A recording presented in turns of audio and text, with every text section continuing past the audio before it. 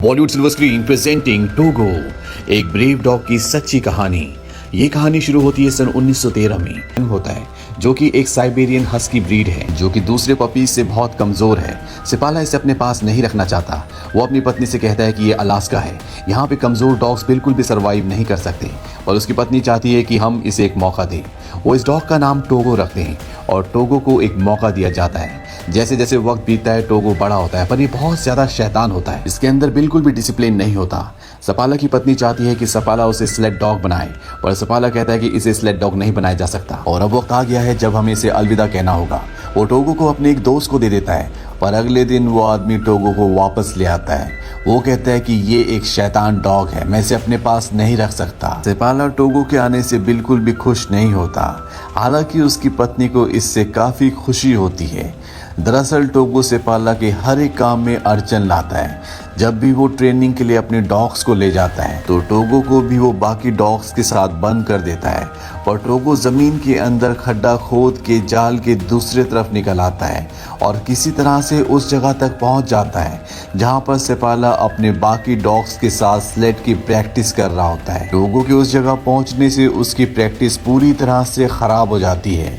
एक बार खुद वो पानी में भी गिर जाता है, इसीलिए अब सपाला उसे कमरे में बंद कर देता है। पर अगले दिन एक बार फिर से टोगो ऊपर रोशनदान से भाग जाता है और उस जगह पहुंच जाता है जहां पर सपाला बाकी डॉग्स के साथ स्लेड प्रैक्टिस कर रहा होता है। सपाला टोगो से पूरी तरह से परेशान हो चुका है। वो उसे अपने एक दोस्त को दे देता है। वो कहते हैं कि मैं घर से कभी बाहर नहीं निकलती और इसे भी मेरे साथ घर पर ही रहना होगा। और सपाला और उसकी वाइफ की जाने के कुछ देर बाद टोगो खिड़की का कांच तोड़कर भाग जाता है और उस जगह पहुंच जाता है जहां पर सपाला दूसरे डॉग्स के साथ स्लेड की प्रैक्टिस कर रहा होता है। सपाला देखता है कि टोगो के हाथ में चोट लगी होती है, इसीलिए उसे स्लेड पर बिठा देता है क्योंकि ये खतरनाक जंगल है जहां पर खतरनाक जानवर है और खून की महक से कोई भी टोगो को मार सकता है। पर टोगो स्लेड पर बैठना नहीं चाहता, बल्कि वो बाकी डॉग्स के साथ भागना चाहता है। इसीलिए मजबूर होकर सपाला को टोगो को बाकी डॉग्स के साथ बांधना पड़ता है। वो देखता है कि टोगो की स्पीड बाकी डॉग से बहुत ज्यादा है, इसीलिए सपाला को टोगो को आगे बांधना पड़ता है। लेकिन वो देखता है कि वहां पर भी उसकी स्पीड ज्यादा है। घर आते आते टोगो सारे डॉग से सबसे आगे होता है, जिससे सपाला पूरी तरह से हैरान भी होता है और खुश भी। वो अपनी पत्नी को बताता है कि ये सिर्फ एक स्लेड डॉग नहीं है, बल्कि ये एक लीड डॉग है। इसने सबको पीछे छोड़ दिया था। अब टोगो के लीड डॉग बनने के बाद सपाला अलास्का में जितनी भी चैंपियनशिप्स होती हैं उन सबको जीत जाता है और बहुत जल्दी टोगो और सपाला दोनों बहुत ज्यादा फेमस हो जाते हैं। धीरे धीरे वक्त बीतता है और 12 साल बीत जाते हैं और ये साल होता है सन 1925 का। और एक दिन जब सपाला अपनी डॉग टीम के साथ अपने शहर वापस आता है तो उसे पता चलता है कि शहर में एक महामारी फैली है जो बच्चों को बहुत ज्यादा अफेक्ट कर रही है। इस बीमारी का नाम होता है डिप्थेरिया। इसीलिए मेयर एक मीटिंग बुलाता है जिसमें सपाला भी जाता है। मीटिंग में बताया जाता है कि इस बीमारी की दवा यानी कि एंटीडोट है, लेकिन वो निनाहा में है जो यहाँ से 600 मील दूर है। वो हेलीकॉप्टर से दवा नहीं भेज सकते क्योंकि मौसम बहुत ज्यादा खराब होने वाला है। वो सपाला से मौसम के बारे में पूछते हैं। सपाला बताता है कि आज जब मैं वापस आ रहा था तो मैंने देखा कि पहाड़ों से बहुत दूर तूफान चल रहा है जो धीरे धीरे हमारे शहर की तरफ बढ़ रहा है। मेरे डॉग्स उस तूफान को देखकर घर की तरफ भाग रहे थे। टोगो ने 12 साल में पहली बार ऐसा किया है। अगर वो तूफान से डर रहा है तो हमें भी तूफान से डरना चाहिए क्योंकि ये तूफान बहुत भयानक होने वाला है। हालांकि सब चाहते हैं कि सपाला अपने स्लेड पर जाकर उस दवा को ले आए, पर सपाला बिना कोई जवाब दिए यहाँ से निकल जाता है। जब वो बाहर जाता है तो उससे एक डॉक्टर लिफ्ट मांगता है। वो उसे अपने स्लेड पर हॉस्पिटल तक छोड़ता है और जब वो हॉस्पिटल की खिड़की से अंदर देखता है तो वहाँ पर बहुत सारे बच्चे होते हैं जो बीमार होते हैं। उनकी हालत बहुत ज़्यादा ख़राब होती है, बिना दवा के उन्हें नहीं बचाया जा सकता। जब सपाला अपने घर पर आता है तो रात को अपनी पत्नी से कहता है कि मैं दवा लेने ज़रूर जाऊँगा। हालांकि उसकी पत्नी नहीं चाहती क्योंकि वो जानती है कि ऐसे मौसम में 600 मील का सफ़र खुदकुशी है। सपाला कहता है कि मुझे जाना होगा। हॉस्पिटल में जिन बच्चों को मैंने देखा उन सबको हम जानते हैं और मैं अपने साथ टोगो को भी ले जाऊंगा। उसकी पत्नी कहती है कि टोगो अब 12 साल का हो चुका है। तुमने खुद कहा था कि वो 150 मील का सफ़र भी तय नहीं कर सकता और ये सफ़र तो 600 मील का है। तुम टोगो से बहुत प्यार करते हो और मैं नहीं चाहती कि टोगो की मौत की वजह तुम बनो। पर सपाला टोगो के बिना नहीं जाना चाहता। अगली सुबह वो अपनी पत्नी को अलविदा कह के निनाहा यहाँ के लिए निकल पड़ता है। जैसे जैसे सिपाला और उसके डॉग्स का सफर आगे बढ़ता है, तूफान और तेज होता रहता है और तूफान में इतनी तेज बर्फीली हवा होती है कि सिपाला को कुछ भी नहीं दिखता। टोगो सबसे आगे होता है और सिपाला अपने डॉग्स को लगातार आगे बढ़ने के लिए कह रहा होता है, क्योंकि इन्हें निनाहा पहुंचकर जल्द से जल्द दवा लेकर वापस आना है।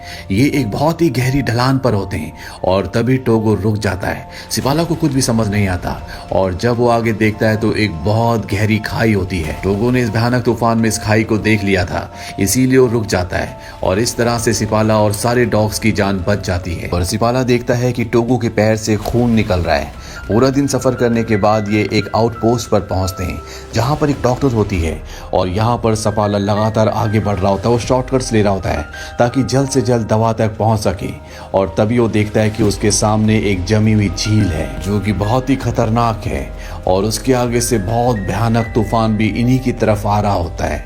पर सिपाला यहाँ पर डरता नहीं है।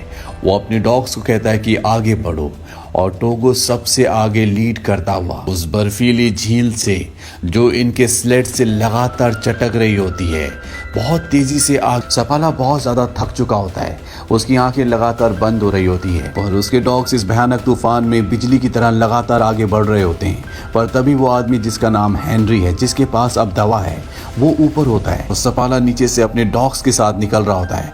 वो उसके पीछे भागता उसे आवाज भी लगाता है, लेकिन सिपाला एक मधोशी में होता है। साथ ही यहाँ पर बर्फीली हवाएं और तूफान चल रहा है, इसीलिए वो उसकी आवाज नहीं सुन पाता।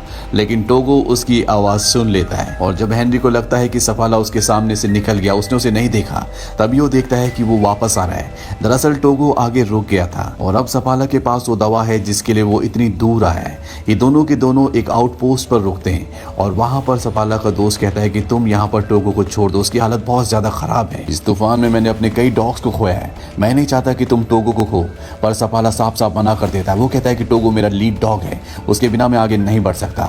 और अब ये अपने वापसी के सफर पर निकल पड़ते हैं और एक बार फिर से इनके सामने वही जमी हुई झील आती है, जिस खतरनाक झील को इन्होंने एक दिन पहले पार किया था, जो इनके जाने से चटक रही थी।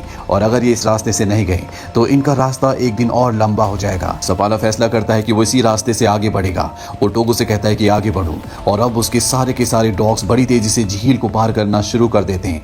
पर यहाँ पर अब झील में पानी भी निकलना शुरू हो जाता है और अगर ये नीचे गिर गए तो सब के सब मारे जाएंगे। और टोगो और उसके बाकी डॉग्स की स्पीड से किसी तरह से किनारे तक पहुंच जाते हैं। पर इससे पहले कि ये झील से बाहर निकलते, जिस बर्फ की जमी हुई सिल्ली पर ये सारे के सारे होते हैं पूरी की पूरी अलग हो जाती है और अब इनके सामने पानी है। सिपाला टोगो को उठाकर झील के उस तरफ फेंक देता है और उसे कहता है कि खींचो, ताकि बर्फ के जिस टुकड़े के ऊपर ये खड़े हैं वो किनारे तक पहुंच जाए। टोगो जख्मी होने के बाद भी पूरी जान लगाकर आगे बढ़ता है, जिससे बर्फ का वो टुकड़ा जिसके ऊपर सब के सब है वो किनारे तक आ जाता है और ये सब उस जमी हुई झील से बाहर निकल जाते हैं, जिससे इन सब की जान बच जाती है। इसके बाद ये इसी तरह से अपनी जान पर खेलकर आगे बढ़ते हुए उस आउटपोस्ट तक पहुंच जाते हैं, जहां पर एक लेडी डॉक्टर भी है। और जब वो लेडी डॉक्टर टोगो को चेक करती है तो उसकी आंखों में आंसू आ जाते हैं। सिपाला पूछता है कि क्या हुआ। वो बताती है कि तुम्हारा डॉग अब मर रहा है, इसकी हालत बहुत ज्यादा खराब है। ये सुनकर सिपाला को भी बहुत दुख होता है, क्योंकि वो टोगो से बहुत ज्यादा प्यार करता है। रात इसी जगह बिताने के बाद अगली सुबह जब ये अपने आगे के सफर पर बढ़ रहे होते हैं तो सिपाला टोगो को आगे नहीं बांधता, बल्कि वो उसे स्लेट पर बिठा देता है, क्योंकि वो बीमार है, वो कमजोर है। और टोगो स्लेट से उठकर एक बार फिर से अपनी पोजीशन पर बैठ जाता है, यानी कि सबसे आगे। सिपाला समझ जाता है कि टोगो अभी भी लीड करना चाहता है, वो आराम नहीं करना चाहता, वो अपना सफर खत्म करना चाहता है। वो टोगो को आगे बांध देता है और इसके बाद ये आगे बढ़ते रहते हैं। और कुछ घंटों का सफर तय करने के बाद तूफान इतना भयानक हो जाता है जहां पर सिपाला को कुछ भी नहीं दिखता, ना ही उसे रास्ते के बारे में पता चलता है। वो टोगो के पास जाता है और उसे कहता है कि अब मुझे कुछ भी नहीं पता, मैं रास्ता देख नहीं सकता, तुम्हें हमें रास्ता दिखाना होगा और अगली आउटपोस्ट तक पहुंचाना होगा। इसके बाद सिपाला अपने पूरे चेहरे को ढककर स्लेट पर लटक जाता है और टोगो लगातार आगे बढ़ना शुरू करता है। पर कुछ घंटों का सफर तय करने के बाद टोगो भी बैठ जाता है और जब सिपाला देखता है तो वहां पर टोगो और सभी डॉग्स बैठ चुके हैं। वो टोगो के पास जाता है, वो कहता है कि तुम्हें आगे बढ़ना होगा, अगर हम यहाँ से आगे नहीं बढ़े तो हम सब के सब मर जाएंगे। लेकिन टोगो उसकी बात को रिस्पॉन्ड नहीं करता और तभी उसे एक रोशनी दिखाई देती है। वो देखता है कि उसका एक साथी टॉर्च लेकर उसकी तरफ आ रहा है। दरअसल ये अगली आउटपोस्ट होती है जहां पर टोगो को पहुंचना था। ये देखकर सिपाला बहुत इमोशनल हो जाता है, क्योंकि टोगो ने आज सबकी जान बचाई है। ये सब के सब अंदर जाते हैं, जहां पर टोगो पूरी तरह से निढाल होता है, क्योंकि वो बहुत ज्यादा सपाला थक चुका है। यहाँ पर गनर नाम का एक और मशर होता है जिसे सपाला की पत्नी ने भेजा था ताकि इस चेक पोस्ट पर पहुंचने के बाद वो सपाला से दवा लेकर शहर पहुंच जाए जहां बच्चे बीमार हैं जिन्हें इस दवा की जरूरत है। रात को सबके सब यहाँ पर आराम करते हैं और अगले दिन वो मशर ये दवा लेकर शहर की तरफ निकल पड़ता है और कुछ ही घंटों बाद वो नोम शहर पहुंच जाता है जहां पर एक रिपोर्टर पहले से उसका इंतजार कर रहा होता है क्योंकि ये खबर न्यूयॉर्क तक पहुंच गई थी कि एक मशर 600 मील का सफर तय करके बर्फीले तूफान में अपनी जान पर खेलकर दवा लेने के लिए गया है। रिपोर्टर को लगता है कि ये वही टीम वही डॉग है जो दवा लेने के लिए नोम शहर से निकली थी और वो ये लिख देता है कि नोम शहर का रखवाला बाल्टो। इस न्यूज से सपाला की पत्नी को डिसअपॉइंटमेंट होता है। वहीं टोगो भी अब कुछ हद तक रिकवर हो जाता है और वो सपाला और बाकी डॉग्स के साथ नोम शहर आ जाता है जहां पर टोगो को और सपाला को थैंक्स कहने के लिए बहुत सारे लोग आते हैं। यहाँ वो बच्चे भी आते हैं जो आज इनकी वजह से बीमारी से ठीक हो गए।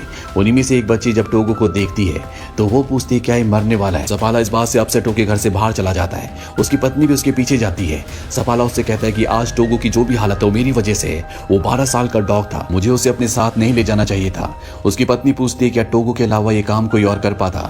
हालांकि वो कोई जवाब नहीं देता पर वो जानता है कि टोगो के अलावा इस काम को कोई भी नहीं कर पाता। अब अगली सुबह एक बार फिर से सपाला अपने डॉग्स के साथ स्लेड प्रैक्टिस के लिए जा रहा होता है और जब टोगो ये देखता है तो वो घर पर नहीं रुकता, वो भी लंगड़ाता हुआ उस तक पहुंच जाता है। सपाला समझ जाता है कि टोगो सिर्फ स्लेड को नहीं खींचना चाहता था बल्कि वो मेरे साथ वक्त बिताना चाहता था। और कुछ वक्त बाद जब टोगो पूरी तरह से ठीक हो गया तो सपाला अपनी पत्नी और टोगो के साथ लंबी सैर पर जाया करता। अगले 2 साल में टोगो के बहुत सारे बच्चे हुए जिन्हें काफी सारे मशर्स लेने के लिए आए और इन बच्चों को, इन ब्रीड को एक अलग और नया नाम दिया गया और वो था सपाला साइबेरियन। इसके बाद सन 1929 में टोगो की मृत्यु हो गई। उसकी मृत्यु के बाद भी सपाला डॉग्स को ट्रेन करता रहा। हालांकि टोगो अलास्का में बहुत फेमस रहा लेकिन जो बहादुरी का काम उसने किया था उसका क्रेडिट दूसरे डॉग को गया